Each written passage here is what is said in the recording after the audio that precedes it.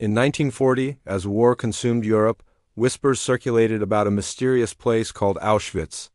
No one knew its true purpose, only that those sent there vanished. The Polish resistance needed eyes and ears on the inside, but who would willingly walk into such a place? One man did. His name was Witold Pilecki, a Polish cavalry officer and a dedicated member of the underground resistance. While others hid or fought from the shadows, Pilecki made a choice that defies belief. He decided to get himself arrested and sent to Auschwitz. In September 1940, during a Nazi roundup in Warsaw, he allowed himself to be captured under a false name. Soon, he was packed into a cattle car, the doors slamming shut behind him, sealing his entry into hell. At the time, Auschwitz was not yet the industrialized death factory it would become, but it was already a nightmare of starvation, beatings, disease, and routine executions. Pilecki was branded with the number 4859. For him, just staying alive was an act of defiance, but he hadn't come merely to survive. He came to fight.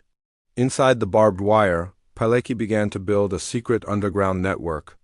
Through whispers and coded messages, he organized the Union of Military Organization, a resistance group operating right under the noses of the SS. Their mission was to boost morale, share scarce food, gather intelligence on the camp's horrors, and smuggle that information to the outside world. They even planned for a potential uprising, hoping for an Allied attack. Against all odds, the network grew. Pilecki and his comrades managed to pass reports out of the camp, using brave escapees and civilian workers.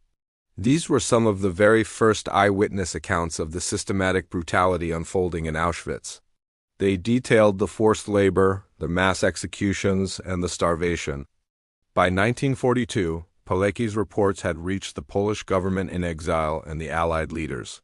He warned them that Auschwitz was evolving into a center for mass murder. He pleaded for action: bomb the camp, support a prisoner uprising, do something, anything. But his desperate calls went unanswered. No help came. Pilecki endured nearly 3 years inside Auschwitz. He survived brutal beatings, rampant disease, and the constant threat of discovery and execution.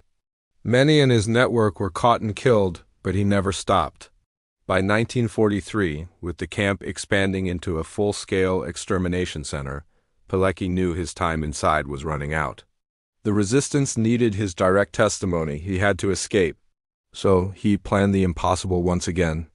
One night, while on a work detail outside the main camp, Pilecki and 2 comrades overpowered a guard, cut the phone lines, and sprinted into the darkness. After a harrowing journey, he finally reconnected with the resistance. He delivered his full reported, detailed, chilling testimony of the atrocities he had witnessed. Yet, even with his first-hand account, the sheer scale of the horror was almost too much for the world to grasp. Pilecki's fight wasn't over. He later fought bravely in the 1944 Warsaw Uprising, but after the war, his story took a tragic and cruel turn. When Poland fell under a new Soviet-backed communist regime, Pilecki continued to resist, gathering intelligence on the new oppressors. In 1947, he was arrested by the communist secret police. After a sham trial and brutal torture, Witold Pilecki, the man who volunteered for Auschwitz, was executed in 1948. For decades, the communist government tried to erase him from history. His name was forbidden, his reports were buried, and his heroic story was silenced. It was only after the fall of communism in 1989 that Poland and the world began to rediscover this incredible hero. Today, Witold Pilecki is honored as one of history's bravest soldiers, a man who didn't just face evil, but willingly walked into its heart so that the world would know the truth. Thank you for watching. If this story moved you, please like and subscribe for more tales of incredible courage.